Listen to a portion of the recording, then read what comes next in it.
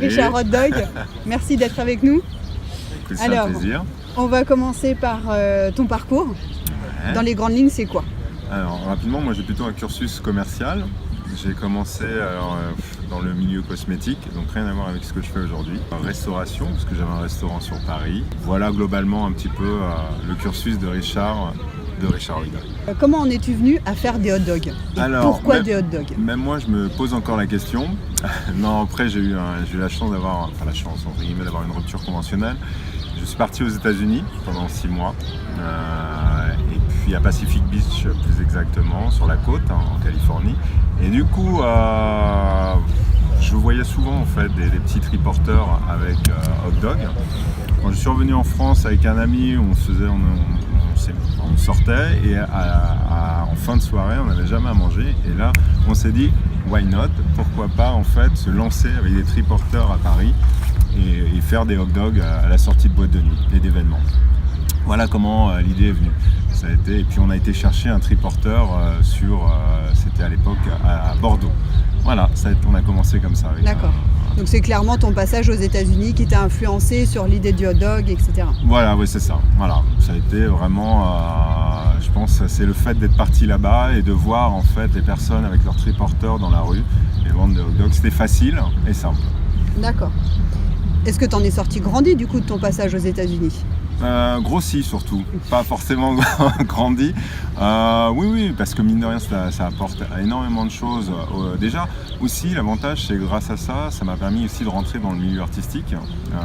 La musique, j'adore, l'organisationnel aussi. Puis, ça m'a permis de voir un horizon complètement différent de ce que je faisais avant et rencontrer des gens extraordinaires. Donc, oui, j'en ressors forcément grandi. Voilà, et puis on apprend tellement de choses aussi, c'est pas que là finalement on parle des hot dogs, mais il y a tellement de choses autour, que ce soit du management, de l'organisationnel, des rencontres aussi, donc oui, on en sort forcément grandi en tout cas. C'est quoi le truc le plus sympa qu'on t'ait dit sur tes hot dogs? Quelle saucisse. Raconte-nous l'histoire de ton logo.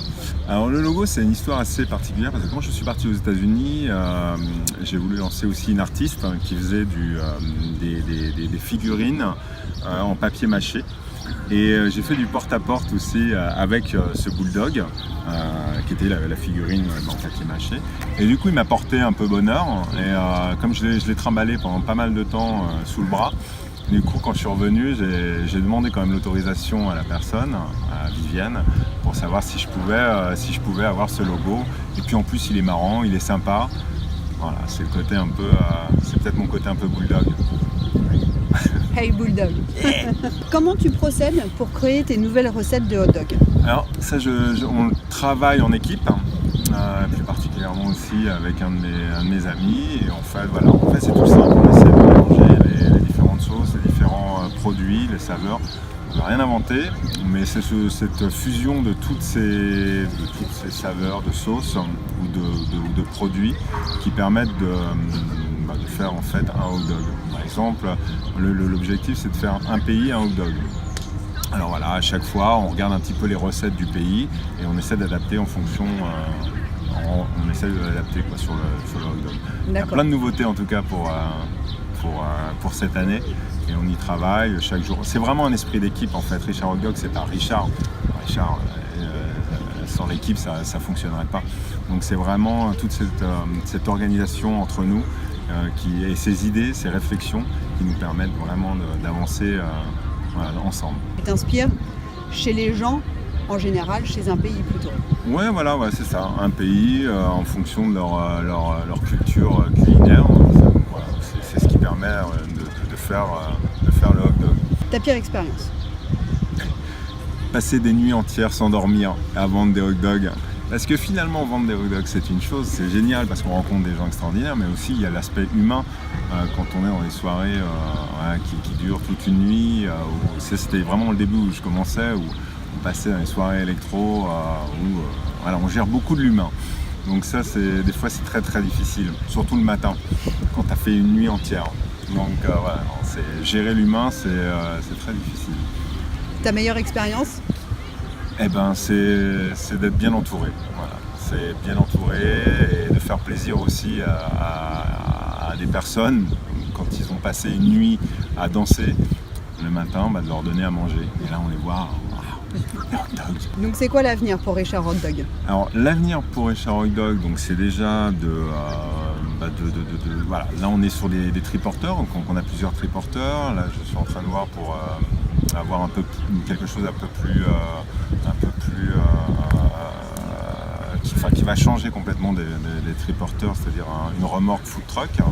Voilà, donc ça c'est pouvoir le placer aussi dans différents festivals. Et c'est aussi après de faire quelque chose alors Richard Hot Dog existera toujours parce qu'on veut vraiment l'améliorer. Mais c'est aussi d'organiser des événements, ça c'est quelque chose qui me plairait, de faire quelque chose et de travailler aussi finalement avec des food trucks ou plus dans l'événementiel. Grâce à Richard Hot Dog, j'ai pu avoir aussi un pied dedans aussi. D'accord. Voilà, il y a un bon réseau maintenant. Quel est ton avis sur cette tendance qui finalement est persistante des food trucks? Alors, les food trucks, c'est quelque chose, finalement, les food trucks valent autant qu'un bon restaurant, parce qu'on voit vraiment qu'il y a des personnes, pas des hot dogs, mais je regarde en général, il y a des food trucks qui font des choses extraordinaires en termes de culinaire. Et je pense que ça a une tendance à augmenter, mais un food truck ne fonctionnera pas sans pas des endroits fixes, mais sans des endroits éphémères aussi. C'est-à-dire qu'en fait, les food trucks seuls n'existeraient pas s'il n'y avait pas des événements. Donc il doit y avoir vraiment un partenariat entre les événementiels, ceux qui organisent des événements, et les food trucks, ou les festivals d'ailleurs. Alors des fois aussi il y a des abus au niveau des tarifs, où on te demande des loyers conséquents par rapport à un événement. Donc ça c'est difficile. Mais l'un va pas sans l'autre. En fait c'est plein de partenariats. Moi je crois à cette tendance. Et du coup, est-ce que tu penses que ce sont les festivals qui permettent aux food trucks d'exploser, de se faire connaître? C'est les deux en fait. Finalement, comme je disais tout à l'heure, l'un va pas sans l'autre. Les festivals ont besoin des food trucks parce que ça leur permet aussi d'avoir une valeur ajoutée et de dire voilà, vous profitez de la musique, des concerts, une bonne soirée, mais à côté de ça aussi, il faut que vous puissiez manger. Donc l'un va pas sans l'autre, c'est hyper important. Après, il ne faut pas qu'il y ait des abus aussi au niveau de certains loyers qui peuvent être complètement exorbitants. Voilà, on ne doit pas être des vaches à lait.